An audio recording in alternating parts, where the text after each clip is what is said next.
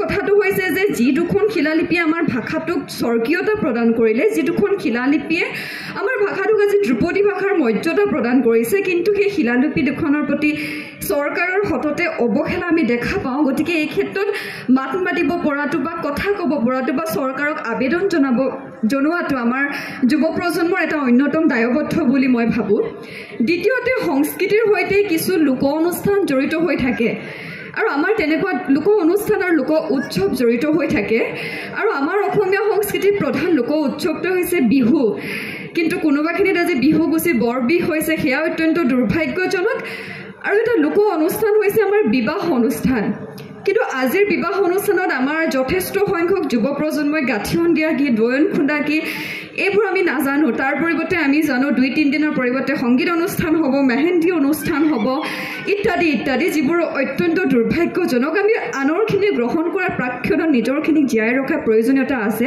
গতিকে যুৱ প্ৰজন্ম হিচাপে সেইখিনি দায়বদ্ধতা আমাৰ নিশ্চয়কৈ আছে বুলি মই অনুভৱ কৰোঁ। তৃতীয়তে আজি কৰ্মসংস্থাপনৰ কথা কোৱা হৈছে। যেতিয়া হাইস্কুল শিক্ষান্ত পৰীক্ষা পাছ কৰোঁ, বিজ্ঞান আৰু গণিতত প্ৰায় 90 পৰা 100% নম্বৰ লাভ কৰোঁ, তেতিয়া আমাক কোৱা হয় যে বিজ্ঞান শাখাত নামভৰ্তি কৰিব লাগে।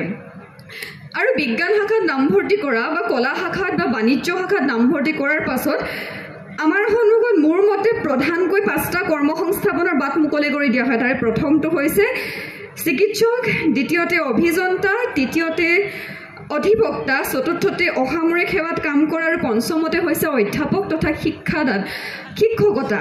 কিন্তু কোনো এজন ছাত্ৰ ছাত্ৰীকে প্ৰাথমিক অৱস্থাৰ পৰা যে চিকিৎসা বিজ্ঞানত পঢ়িবৰ কাৰণে নীট নামৰ এটা প্ৰৱেশিকা পৰীক্ষাত উত্তীৰ্ণ হ'ব লগা হয়, অভিযন্তা ক্ষেত্ৰখনত আগবাঢ়ি যাবৰ বাবে JEE, CEE আদি কৰি বিভিন্ন এটা প্ৰতিযোগিতামূলক পৰীক্ষাত অৱতীৰ্ণ হ'ব লগা হয়, সেই কথাটো আমাক উনুকিয়াই দিয়া নহয়।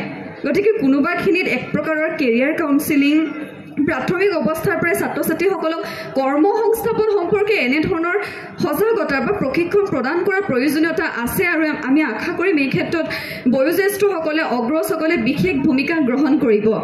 এই 5টা কৰ্মসংস্থাপনৰ বাদ দিও আমাৰ সন্মুখত বিভিন্নটা কৰ্মসংস্থাপন আছে। আমাৰ প্ৰত্যেকজনৰ ঘৰত আমি যেনেকৈ এজন চিকিৎসক আশা কৰোঁ, অভিযন্তা, এজন অধ্যাপক আশা কৰোঁ, তেনেকৈ কোনোবাখিনিত এজন লেখক, এজন চিত্ৰশিল্পী, এজন সংগীত শিল্পী, এজন চলচ্চিত্ৰ নিৰ্মাকাৰ, এজন নিৰ্মাণকাৰী, এজন কৃষকৰ অভাৱ অনুভৱ আমাৰ আজিকালি বাৰুকৈয়ে হয়। আমি তেওঁলোকৰ প্ৰতি আকাংক্ষা ৰখা উচিত। আজিৰ অগ্ৰজ প্ৰায়সকল বক্তাই আমাৰ অৰ্থনৈতিক ক্ষেত্ৰখনৰ কথা কৈছে, অৰ্থনৈতিক জাতীয়তাবোধৰ কথা কৈছে। এইখিনিতে মোৰ এটা কথা মনলৈ আহিছিল যে আমি অসমীয়া জাতিটো কেনেকৈ চাকৰিমুখী হ'লোঁ। যেতিয়া অসমৰ বিভিন্ন ধৰণৰ ঐতিহাসিক প্ৰেক্ষাপটসমূহলৈ চকু ৰাখোঁ, সঞ্চালক মহোদয়ে আমাক চাহ খেতিৰ যি প্ৰাধান্যতা অসমত লাভ কৰিছে তাৰ বিষয়ে কৈছিল। ব্ৰিটিছে যেতিয়া ইংৰাজসকলে তেওঁলোকে উপনিৱেশিক ব্যৱস্থাটো প্ৰৱৰ্তন কৰে, তেতিয়া তেওঁলোকৰ বিভিন্ন ধৰণৰ নীতি নিয়ম থাকে বা বিভিন্ন ধৰণৰ তেওঁলোকৰ পদ্ধতি থাকে। আৰু সেইসমূহৰ ভিতৰত এটা অন্যতম আছিল যে তেওঁলোকে যি ঠাইতে উপনিৱেশিকতাবাদ স্থাপন কৰিবলৈ লয়, সেই ঠাইৰ মানুহখিনিৰ পৰা স্বতন্ত্ৰ অৰ্থনৈতিক ক্ষমতাটো তেওঁলোকে সদায় হস্তান্তৰ কৰিব বিচাৰে। আৰু যেতিয়া ইংৰাজীয়ে আমাৰ অসমত আহি উপনিৱেশিকতাবাদ প্ৰতিষ্ঠা কৰিব বিচাৰিছিল 1800 শতিকাত, তেতিয়া অসমৰ প্ৰত্যেকঘৰ মানুহৰ ঘৰত নুনী খেতি আছিল। অসমৰ যি ৰেচম শিল্প, অসমৰ যি বয়ন শিল্প, সেয়া চীনকে আদি কৰি বিভিন্ন দেশলৈ ৰপ্তানি হৈছিল আৰু অসমৰ অৰ্থনৈতিক ক্ষেত্ৰখনক সি বিশেষভাৱে চহকী কৰিছিল। ইংৰাজসকল যেতিয়া অসমলৈ আহিল, তেওঁলোকৰ প্ৰথমতে নুনী খেতিৰ ওপৰত চকু পৰিছিল আৰু তেতিয়াই তেওঁলোকে কি কৰিছিল, নুনী খেতিৰ ওপৰত উচ্চ মাত্ৰাধিক ৰূপত কৰ আৰোপ কৰিছিল, যাৰ কাৰণে প্ৰত্যেক অসমীয়াই নিজৰ বাৰীত থকা নুনী গছজোপা কাটি পেলাবলৈ বাধ্য হৈছিল। বয়ন শিল্পৰ পৰা, ৰেচম শিল্পৰ পৰা কোনোবাখিনিত আঁতৰি আহিবলৈ বাধ্য হৈছিল। আৰু সেই সুযোগটো লৈ তেতিয়াই অসমত চাহ বাগান প্ৰতিষ্ঠা কৰা হ'ল। আৰু চাহ বাগান ব্যৱস্থাটোৰ সৈতে অসমীয়া জনসাধাৰণক তেওঁলোকে পৰিচয় কৰাই নিদিলে। তাৰ বাবে তেওঁলোকে উত্তৰ প্ৰদেশ, মধ্যপ্ৰদেশ, বিহাৰৰ পৰা বনোৱাৰ আমদানি কৰিলে। সেই তেতিয়াই যে আমাৰ হাতৰ পৰা স্বতন্ত্ৰ অৰ্থনৈতিক ক্ষমতাটো কাঢ়ি ল'লে, সেই তেতিয়াই যে ইংৰাজী শিক্ষা প্ৰৱৰ্তন কৰি আমাক কেৰাণী হ'বলৈকে আদি কৰি বিভিন্নটা বৃত্তিগত চাকৰিমুখী কৰিলে, সেই স্বভাৱটো আমাৰ আজি পৰ্যন্ত নগ'ল।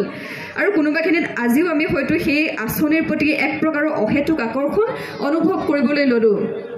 আজি আশা কৰিছোঁ সকলোৱে নিজৰ যি স্বতন্ত্ৰ অৰ্থনৈতিক ক্ষমতা, যি কৃষি ব্যৱস্থা, নিজৰ ভাষা, সাহিত্য, সংস্কৃতিৰ প্ৰতি দায়বদ্ধ হ'ব, সেয়া আশা ৰাখিছোঁ। আৰু শেষত আটাইছোৱে এনে এখন সুন্দৰ মঞ্চ প্ৰদান কৰাৰ বাবে পুনৰ তেওঁলোকক ধন্যবাদ জ্ঞাপন কৰিছোঁ এই মঞ্চৰ পৰাই শত সহস্ৰ চিন্তাৰ জন্ম হওক উন্মোচন হওক চিন্তাৰ চাংমাইখাল সকলো ভালে থাকক অশেষ ধন্যবাদ কৃতজ্ঞতা পুনৰ প্ৰকাশ কৰিলোঁ ধন্যবাদ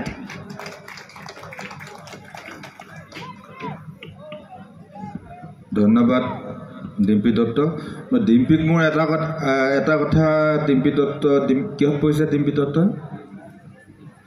BSc 5th চেমত পঢ়িছে আৰু মানে 20 বছৰ বয়স হৈছে 4 চনত মই কোৱা কথা নহয় তেওঁ দিয়া হিচাপ মতে দেই মই কোৱা নাই আৰু মোৰ ভাল লাগিছে কিটো যে অসমীয়া জাতীয় জীৱনটো বুজিবলৈ হলে তাৰ প্ৰাথমিক চৰ্তটো হ'ল যে আমি ঔপনিৱেশিক সময়খিনিৰ বুৰঞ্জী যি ভালকে নাজানে আমাৰ ইয়ালে চাহ খেতি কিয় আহিলে আৰু চাহ খেতি কৰোঁতে ইয়াত আমাৰ কিমান কাঠ কাটি পেলালে আপোনালোকে ভাবিছক